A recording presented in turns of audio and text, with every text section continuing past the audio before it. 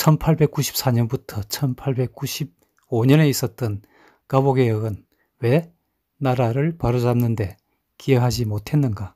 오늘은 그 얘기를 해보도록 하겠습니다. 1894년 7월 27일 김홍집이 영의정으로 임명되고 군국기무처라는 개혁 추진기구를 설립했습니다. 갑오년인 이해 이때부터 추진한 개혁을 갑오개혁이라고 합니다. 이날부터 그 개혁이 시작됩니다. 3일 후인 7월 30일 관제 개정안 등의 개혁안이 처음 나오면서 숨가쁜 개혁이 진행됩니다. 개혁은 해를 넘겨서도 이어져서 제도나 형식 등을 근대적으로 변화시켜 나갔습니다.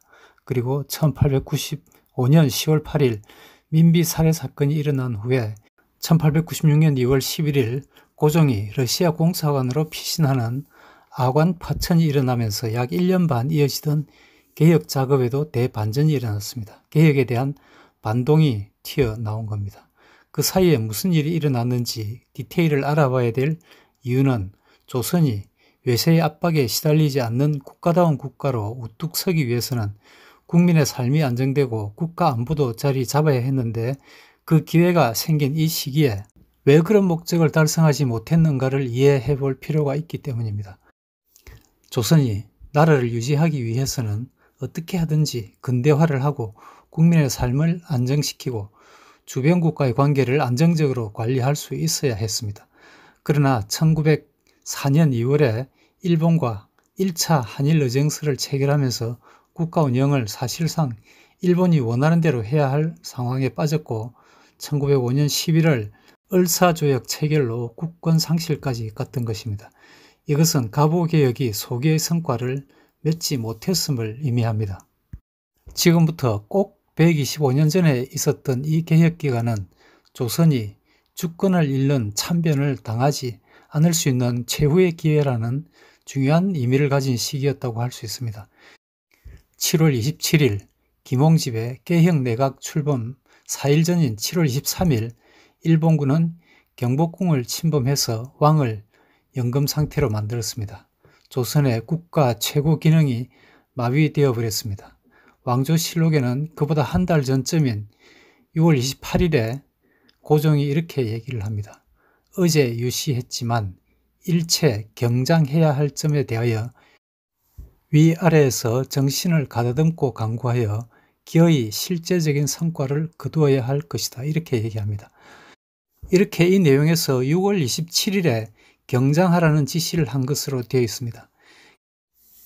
경장이라는 말은 당시에 개혁보다는 오히려 개선이라는 의미로 사용하던 단어입니다. 실록의 기록을 보면 경장이라는 단어가 이전에 드문드문 등장하는데 어떤 부분에 개선을 의미하는 정도로 나와 있습니다. 이날 회의에서 김홍집이 이렇게 얘기를 합니다.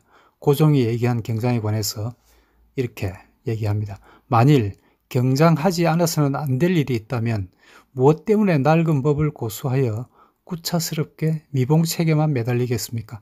지난번에 비적의 소란이 있은 이후로 덕음을 여러 번 내리고 성유가 매우 간곡하였으니 보고 듣는 모든 사람 치고 누군들 감격하여 외우지 않겠습니까? 그러나 아직까지 세금 한 가지를 줄이거나 민폐 하나를 고칠 것에 대해 명확히 지적하여 말하는 것을 듣지 못하였으니 아무리 경장하려 한들 될 수 없습니다.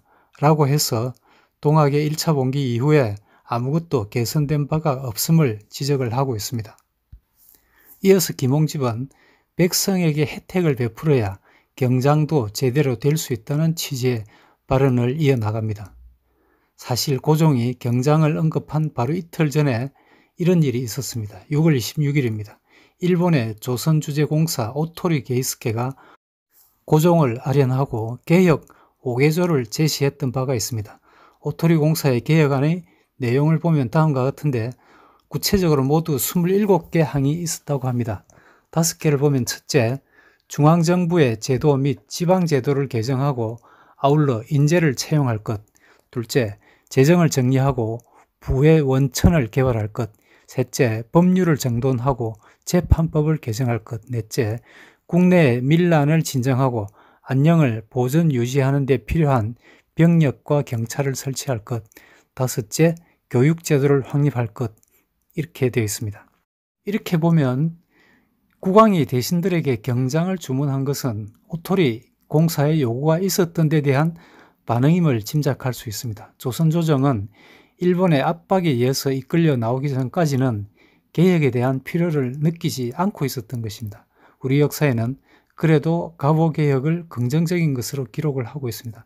즉 오늘날의 당시로 봐서 후세 역사가들도 당시의 개혁의 필요성을 인정한다는 뜻으로 보면 되겠습니다. 그렇지만 결과만 보려 하지 그 배경에 대한 고찰은 소홀합니다. 다시 당시 상황으로 돌아가 보겠습니다. 오토리 공사의 요구가 있고 난 뒤 열흘쯤 후인 7월 8일에 고종이 다시 이렇게 얘기합니다. 묘당에서 경장을 논의하라.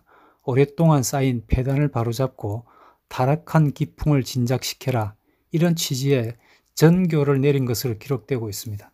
그런데 오토리 게이스케의 고종 알현 이후에 조선 조정에서 3명의 내정개혁위원을 선임을 해서 7월 10일부터 15일까지 남산의 노인정, 민영휘의 별장입니다.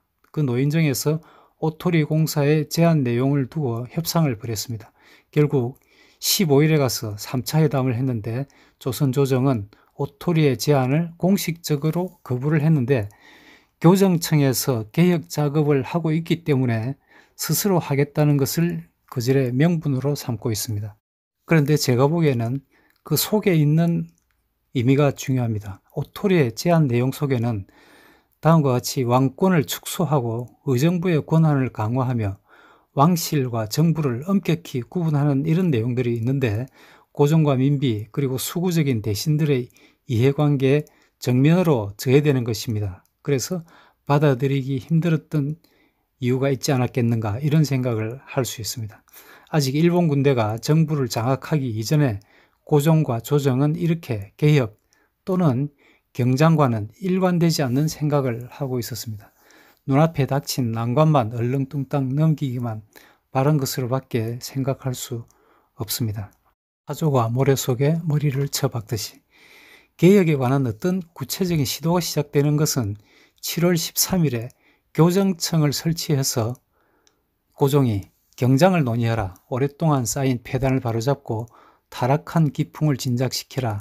이런 지시를 하는 데서 시작되는 것을 짐작할 수 있습니다. 오토리에게 거부를 공식 통보하기 이틀 전의 일이 됩니다. 교정청을 설치한 이후에 일본군의 침입이 있던 10일 동안에 어떤 경장 작업이 시작되었는지는 확인되지 않았습니다.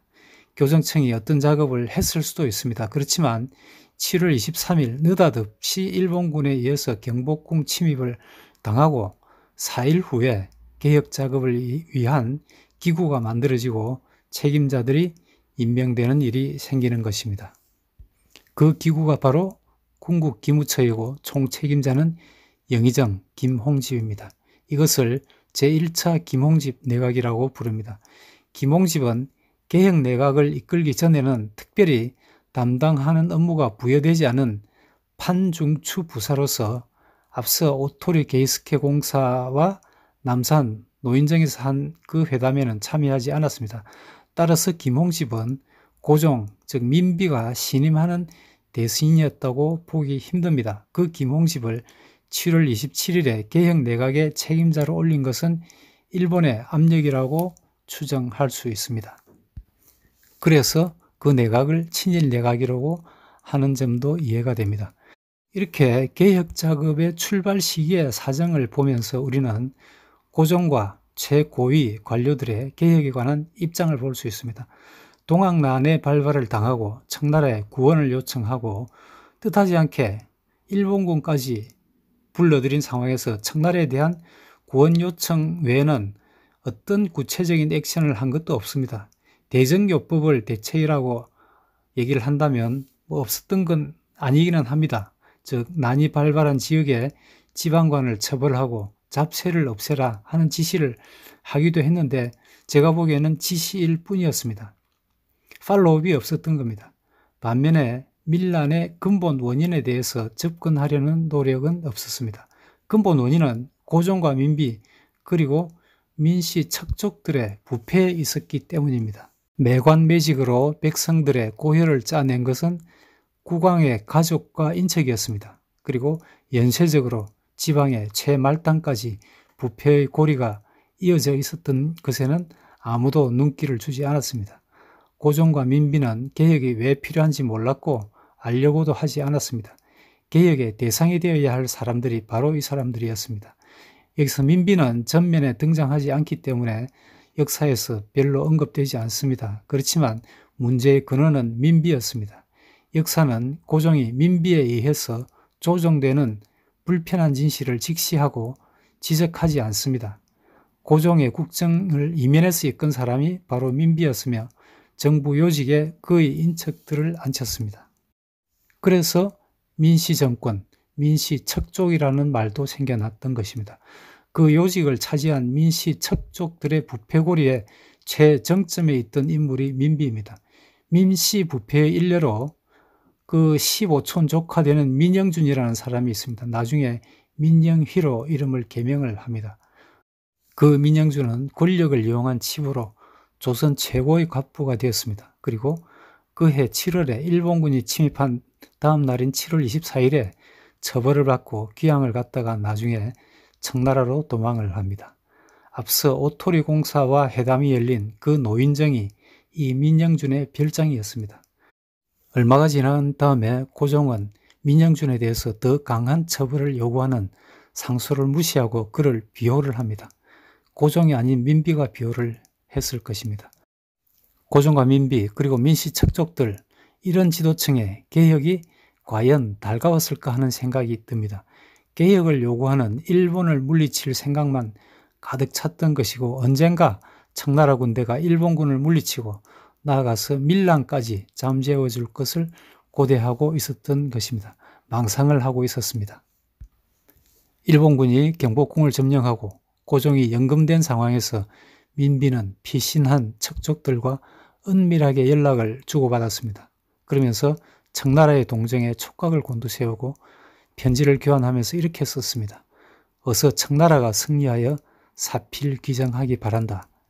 이런 자들은 개혁에 앞장설 수도 없고 설 생각도 없었습니다.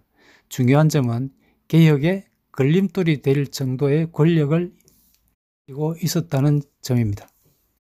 갑오개혁은 애초에 성공에 필요한 가장 중요한 조건에서 고장난 채 출발을 했던 것입니다.